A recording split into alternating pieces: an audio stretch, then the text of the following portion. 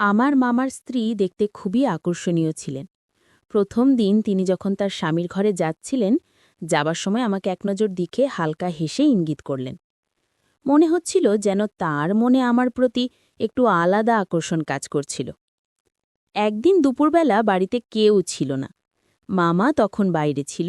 সেই সময় হঠাৎ করে মামি আমাকে ফোন করলেন।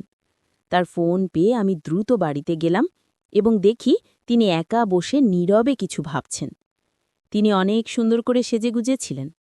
মামি একদিন বললেন, তোর মামা অনেক ব্যস্ত থাকেন, আগের মতো সময় দিতে পারেন না। আমি অনেক কিছু আশা করেছিলাম, কিন্তু তা এখনো পুরোপুরি পাইনি। আজ তুই একটু তার কাজে সাহায্য করবি। আমি বিস্মিত হয়ে বললাম, মামি, আমি তো এখনো তরুণ, মাত্র 18। মামি হেসে বললেন, চিন্তা করিস না, একটু মনোযোগ দিলে সবকিছুই সহজ হয়ে যাবে। তারপর মামি, বন্ধুরা রেডি হয়ে যাও, আজকের গল্পটা অনেক বেশি স্পেশাল, তাই কেউ মিস করো না। আর দয়া করে গল্পগুলো ভালো লাগলে ভিডিওটি লাইক, শেয়ার এবং চ্যানেলটি সাবস্ক্রাইবই করো প্লিজ। এই গল্পে আমি একজন তরুণ ছেলের চরিত্রে অভিনয় করছি। আমার মামি ছিল অসাধারণ সুন্দর, তার ব্যবহার ছিল অনেক ভালোই। জানি না কেন বিয়ের পর থেকেই তিনি আমার দিকে বেশি নজর রাখছিলেন, যা আমাকে অবাক করত। মা চলে যাবার পর থেকে আমার জীবনটা একাকী হয়ে পড়েছিল। আমি তখন অনেক ছোট ছিলাম যখন বাবা আমাদের পরিবারকে ছেড়ে চলে যান। তারপর থেকে মা একাই আমাকে মানুষ করার দায়িত্ব নিয়েছিলেন। কয়েক মাস আগে মা আমাদের ছেড়ে চলে গেলেন, যা আমার জন্য এক বিশাল আঘাত ছিল। আমার মামা তখন আমাদের সাথেই থাকতেন। তিনি চুপচাপ হয়ে গিয়েছিলেন, সব সময় মায়ের স্মৃতির মধ্যে ডুবে থাকতেন। আর আমি তখন একেবারেই ছোট ছিলাম, নতুন বাস্তবতাকে বোঝার জন্য। তবে আমি নিজেকে সামলে নিয়েছিলাম। মামা খুবই আবেগপ্রবণ একজন মানুষ ছিল। এখন তো তিনি প্রায় রাতে মদ্যপান করে বাড়ি ফিরতেন এবং বাড়ি এসে না খেয়ে ঘুমিয়ে পড়তেন। আমি শুধু চুপচাপ তাকে দেখে যেতাম। একদিন মায়ের এক বান্ধবী আমাদের বাড়িতে এসেছিলেন। তিনিও মায়ের চলে যাবার খবর শুনেছিলেন, তাই ৩-৪ দিন আমাদের সাথে থাকলেন। তিনি মামার ব্যবহার লক্ষ্য করলেন এবং বললেন, এখন তোর বিয়ে করা উচিত। বাড়িতে যদি কোনো মেয়ে থাকে তাহলে সে তোকে এবং তোর ছোট ভাগ্নেকে সামলাতে পারবে। আমি দেখছি তোমরা দুজন একে অপরের থেকে দূরে সরে যাচ্ছ। তিনি আরও বললেন, একজন নারী পারে একটা বাড়িকে সুন্দর বানাতে।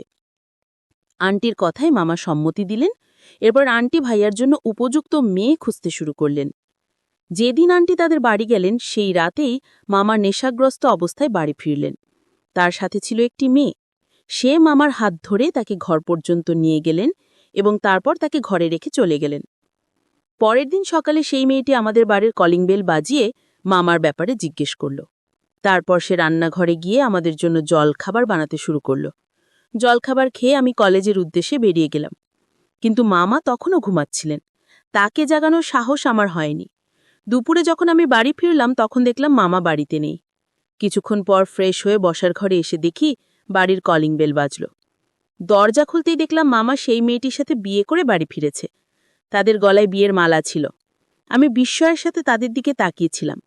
তখন মামা হাসতে হাসতে বলল, কিরে কুনাল, এভাবে অবাক হয়ে তাকিয়েছিস কেন?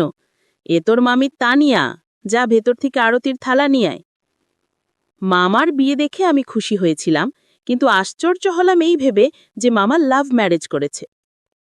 যদি আমি বেশি কিছু জানতে চাইনি, তাড়াতাড়ি আরতির থালা এনে তাদের ঘরে প্রবেশ করালাম। নতুন মামি খুবই সুন্দর ছিল, তাকে দেখে আমি অবাক হয়েছিলাম। নতুন মামি বাড়িতে আসার পর থেকেই ঘরের সব দায়িত্ব নিজের হাতে তুলে নিলেন। সেদিন রাতে মামা আর মামি নিজেদের ঘরে চলে গেলেন, আর আমি পানির বোতল নিয়ে নিজের ঘরের দিকে হাঁটতে শুরু করলাম। ঘরের দিকে যাবার সময় হঠাৎ চোখ পড়ল মামার ঘরের দিকে। সেখানেই মামির চোখে আমার চোখ পড়ল। মামি হালকা হাসলেন আর চোখের ইশারায় কিছু বোঝাতে চাইলেন এবং তারপর দরজাটা বন্ধ করে দিলেন। প্রথম দিনই তিনি আমাকে এমনভাবে দেখেছিলেন যেটা আমি তখন সাধারণ একটা ভুল বোঝাবুঝি ভেবেছিলাম, কিন্তু পরে বুঝতে পারলাম হয়তো তার মনোযোগ ছিল আমার মতো তরুণ ভাগনার দিকেই। পরের দিন সকালে মামা ঘর থেকে বেরিয়ে এলেন, তার মুখে এক অন্য রকম আনন্দের হাসি। মায়ের চলে যাবার পর তাকে এতটা খুশি আমি কখনো দেখিনি। ভালো হয়েছে যে মামা বিয়ে করেছে। মামি আসাতে তার জীবনে কিছুটা হলেও আনন্দ ফিরেছিল। মামি এসেই ঘরটাকে আবার প্রাণবন্ত করে তুলেছিল। মামি খুব ভালোভাবে বাড়ির দায়িত্বগুলো সামলে নিয়েছিলেন। আমি মামা আর মামির প্রেম কাহিনী জানতে খুবই আগ্রহী ছিলাম, কিন্তু মামার সাথে সে বিষয়ে কথা বলার কোনো সুযোগ পাইনি। সকালে নাস্তা করেই মামা অফিসের জন্য বেরিয়ে যেত, আর সন্ধ্যায় ফিরেই শুধুই মামির সাথেই সময় কাটাত। এটাই তো স্বাভাবিক, কারণ তাদের নতুন বিয়ে হয়েছে। মামা সন্ধ্যায় বাড়ি ফিরেই ফ্রেশ হয়ে মামিকে কোথাও না কোথাও ঘুরতে নিয়ে যেত। অনেক সময় তারা বাইরে থেকেই রাতের খাবার খেয়ে আসত এবং আমার জন্য খাবার নিয়ে আসত। এইভাবেই দেখতে দেখতে মামা আর মামির বিয়ের ২০ দিন পেরিয়ে গেল। একদিন কলেজ থেকে একটু তাড়াতাড়ি বাড়ি ফিরলাম। বাড়ি এসে মামির ঘরে গেলাম। দেখলাম মামি সুন্দর করে সেজে বসে আছে। তার গায়ে ঝলমলে শাড়ি আর মেকআপ একদম অন্যরকম লাগছিল। আমি মামিকে জিজ্ঞেস করলাম, কোথাও যাচ্ছ নাকি?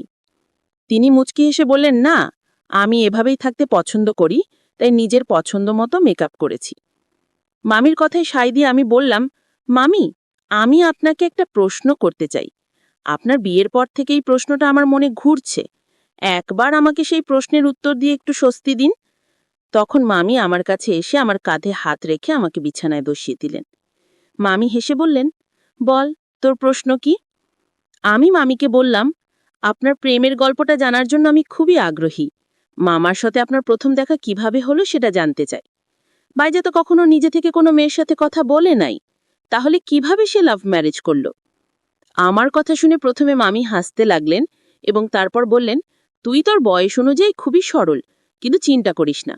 এখন যখন আমি এই বাড়িতে এসেছি, তোকে একটু একটু করে স্মার্ট বানিয়ে দেব।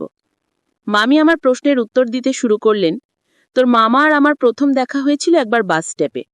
তখন তোর মামাকে বেশ চিন্তিত দেখাচ্ছিল। আমি একটু খোলামেলা স্বভাবের মানুষ, তাই আমি নিজেই তার সাথে কথা বলার চেষ্টা করলাম। এরপর থেকে আমরা প্রায় ওই বাস স্টপে যে দেখা করতাম, আর সে আমাকে প্রায় মদ্যপা অবস্থায় সেখানে দেখা দিত। আমি যতবারই তাকে দেখতাম তাকে বাসে ঠিকঠাক তুলে দিতাম। এভাবেই আমাদের কথাবার্তা বাড়তে লাগলো। একদিন তাকে বাড়ি পর্যন্ত ছেড়ে এলাম, আর সেদিনই আমরা আমাদের অনুভূতির কথা একে অপরকে জানিয়ে দিলাম। তোর মামা তো তখন একেবারে উচ্ছ্বাসে ভেসে গেল। সেই সাথে সাথেই আমাকে বিয়ের প্রস্তাব দিল। আমার পরিবারে তেমন কেউ ছিল না, তাই আমিও তোমার মামার প্রস্তাব মেনে নিলাম। এইভাবেই আমাদের বিয়ে হয়ে গেল।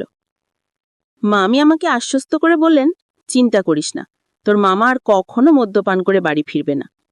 তাদের প্রেম কাহিনীটা বেশ মজার ছিল। তোর মামার মামির ব্যবহার আর ব্যক্তিত্ব খুব পছন্দ হয়েছিল, তাই আমাদের মধ্যে বিয়ে হয়েছিল। সত্যি বলতে মামি যখন থেকেই বাড়িতে এসেছে, আমি একবারও দেখিনি যে মামা মদ্যপা অবস্থায় বাড়ি ফিরেছে। কয়েকদিনের মধ্যেই মামি পুরো বাড়ির পরিবেশটাই বদলে দিয়েছে। কিন্তু এখন আমার মনে প্রশ্ন আসতে শুরু করেছে যে বিয়ের পর মামি কি সত্যি আমার মামার সাথে খুশি আছে? কারণ মামির আচরণ একটু একটু করে পরিবর্তিত হতে শুরু করেছে। একদিন কথা প্রসঙ্গে মামি বললেন যে তোর মামা আমাকে প্রথমে তার চোখের চাহনিতেই পছন্দ করেছিল, কিন্তু আমি ভাবিনি যে সে এতটা সাধারণ হবে। আস্তে আস্তে আমি তার জীবনযাত্রায় পরিবর্তন আনছি, কিন্তু তার স্বভাব কবে বদলাবে সেটা আমি বলতে পারবো না। মামির এই কথাগুলো আমাকে একটু চিন্তায় ফেলল, কারণ এটা তাদের ব্যক্তিগত ব্যাপার ছিল। পরের দিন আমি একটু তাড়াতাড়ি বাড়ি ফিরলাম এবং দেখলাম যে মামার একজন বন্ধু বাড়ি থেকে বেরিয়ে যাচ্ছিল। সে বেরিয়ে যাবার পর আমি মামির ঘরে গেলাম। আজও মামি কালকের মতোই বেশ জাঁকজমকপূর্ণভাবে সেজেছিলেন। তাকে অসাধারণ লাগছিল। আমি মামিকে জিজ্ঞেস করলাম, মামি, মামার বন্ধু বাড়িতে কেন এসেছিল? আর আপনি এত সুন্দর করে সেজেছেন কেন? কোথাও যাচ্ছেন নাকি? তার উত্তরে হাস মাম বললেন, তোর মামার কাজের কিছু কাগজ আনানোর জন্য ওকে বাড়িতে পাঠিয়েছিল। আর আমি যে কেন এত সেজেগুজে আছি সেটা তো কালই তোকে বলেছিলাম। মামির কথায় আমি বিশ্বাস করে নিলাম এবং তারপর নিজের ঘরে চলে গেলাম। কিছুক্ষণ পর মামি আমার ঘরে এলেন। আমি তখন পোশাক পরিবর্তন করছিলাম, তাই ওনাকে দেখে একটু লজ্জা পেলাম। কিন্তু মামি আমাকে এক দৃষ্টিতেই দেখে যাচ্ছিলেন। তিনি হেসে বললেন, লজ্জা পাবার কি আছে? আমি তো তোমার মাম। তারপর তিনি কাছে এসে আমার শার্টের কলা ঠিক করতে লাগলেন। তিনি আমাকে জিজ্ঞেস করলেন, তোমার কি কোনো প্রেমিকা নেই? আমি মাথা নেড়ে নাসূচক উত্তর দিলাম। তখন মামি হেসে বললেন, ঠিকই তো, তোমার মতো একটা সাধারণ ছেলের কিভাবে কোনো প্রেমিকা থাকতে পারে? তোমার জীবনযাত্রা এতটাই সাধারণ যে কোনো মেয়ে হয়তো তোমার দিকে ফিরেও তাকাবে না।